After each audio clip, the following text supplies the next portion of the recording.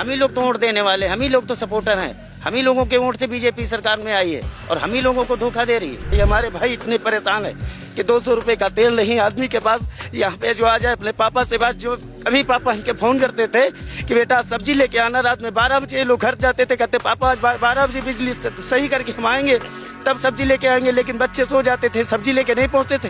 आज वही पापा इनको 200 रुपए दे के जाते हैं कि बेटा अपने हक की लड़ाई लड़के आओ। केजरीवाल दिल्ली से चले गए, इनको जाने में देर नहीं लगेगा। 27 चुनाव आने वाला है।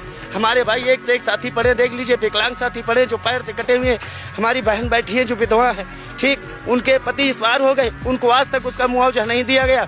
बात का सरकार में सिर्फ हिंदू मुस्लिम लड़ाया जा रहा है और कुछ नहीं किया जा रहा है। जितना भी विद्युत विभाग में हमारा परिवार है, संविदा का है, अगर रेगुलर स्टाफ भी हमारे साथ इस समय मंच पे भी बैठा है, अगर सभी लोग साथ देंगे तो इस लड़ाई को इस अंजाम तक ले जाएंगे कि बीजेपी भूल जाएगी कि कभी हमने मजदूरों पे अत्याचार किया था। मजदूर की लाठी में आवाज तो नहीं होती लेकिन जोर बहुत होता है, ये ध्यान रखना चाहिए उनको, और ये सब 27 के चुनाव में पता चल जाएगा।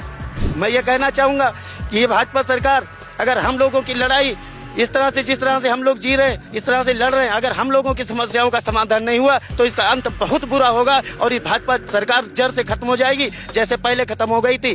फिर भी आज सरकार कह रही कि हम सबके साथ हैं, हम सबको समान मान रहे हैं। कैसा आप समान मान रहे हैं? कैसा एक समान आप काम कर रहे हैं? इसलिए कि यहाँ से वेतन आता नहीं 2 महीने तक, तुम कैसे चलाएंगे, कैसे हमारे बच्चे चल पाएंगे? इतनी परेशानियाँ भी नहीं, इसलिए तुम कहाँ से चल पाएंगे? ये आएगी नहीं तो हम क्या करेंगे, क्या मेरे बच्चे करेंगे?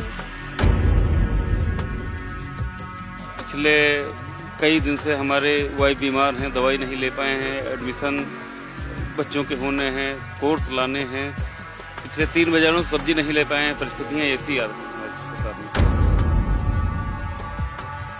12 साल से नौकरी कर रहे हैं, अचानक निकाल दी गई तो आत्महत्या के अलावा और कोई विकल्प है भी नहीं हमारे लोगों के पास।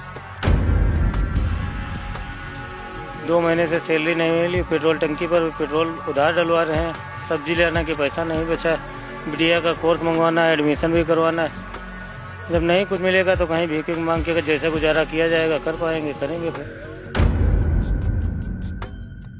और तपाक से एक आर्डर आता है कि एक लिस्ट आती है कि आपको इतने लोगों को, इतनी लोगों की छटनी कर दी गई, और जिन लोगों की छटनी की गई उनको ये भी नहीं पता है कि किस कारण से मेरी छटनी की गई। ये एक बहुत बड़ा सवाल है। जो विद्युत आपूर्ति मेंटेन करता है, अगर वो उनको डिस्टर्ब किया जा रहा है, अगर वो डिस्टर्ब हैं, उनकी रोजी रोटी की बात आ गई है तो उसका कहीं ना कहीं दंश उपभोक्ताओं को झेलना पड़ रहा है, जिसके लिए सभी लोग क्षमा प्रार्थी हैं।